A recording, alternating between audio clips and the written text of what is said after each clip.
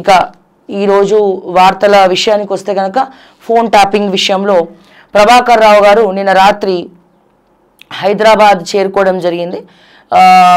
So ఎవరైతే SIT ఆఫీసర్లు ఉన్నారో, విచారణ కమిటీలో ఉన్నారో, సో వాళ్ళు మరి పాస్పోర్ట్ రద్దు చేయడం జరిగింది. పాస్పోర్ట్ రద్దు చేస్తే మరి సుప్రీంకోర్టు మళ్ళీ పాస్పోర్ట్ ఇచ్చి ఆయన హైదరాబాద్ రావాలంటే పాస్పోర్ట్ కావాలి కాబట్టి సో హైదరాబాద్కి రప్పించడం జరిగింది. హైదరాబాద్కి నిన్న రాత్రి రావడం జరిగింది.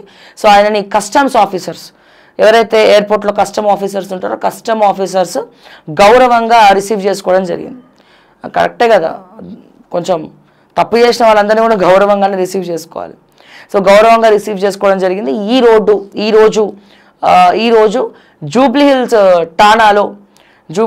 ఠానాలో మరి ప్రభాకర్ రావు గారిని విచారించబోతున్నారు ఈ రోజున. సో మరి ఈ విచారణ చాలా భరితంగా ఉంటుంది, సాగబోతోంది.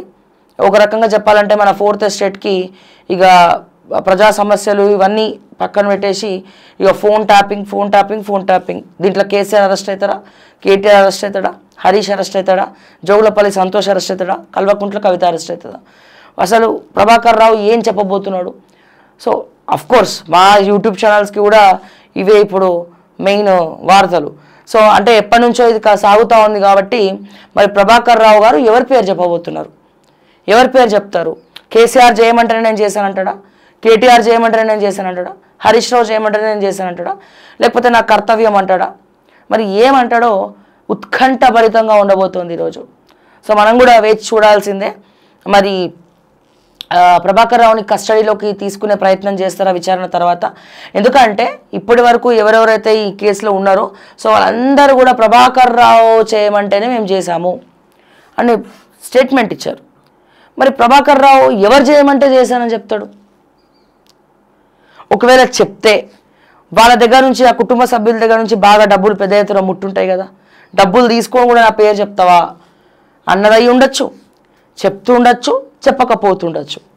సో ఏదేమైనప్పటికీ కూడా ఇంకా ఈ ఏజ్లో పోలీస్ స్టేషన్లో ఒకవేళ ఆయన నేనే చేశా, నా వల్లే ఇదంతా అని ఒప్పుకున్నా మొత్తం ఇక కస్టడీలో తీసుకొని జైల్లోనే ఉంటాడు.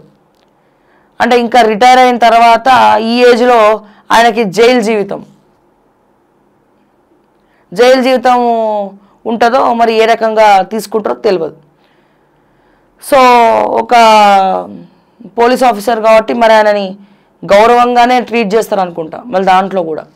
సరే ఏది ఏమైనప్పటికీ కూడా మనకి విచారణ కొంచెం సాయంత్రం అయ్యే వరకు ఇది ఒక బర్నింగ్ టాపిక్ అనే మనం చెప్పుకోవాలి ఈ విషయంలో.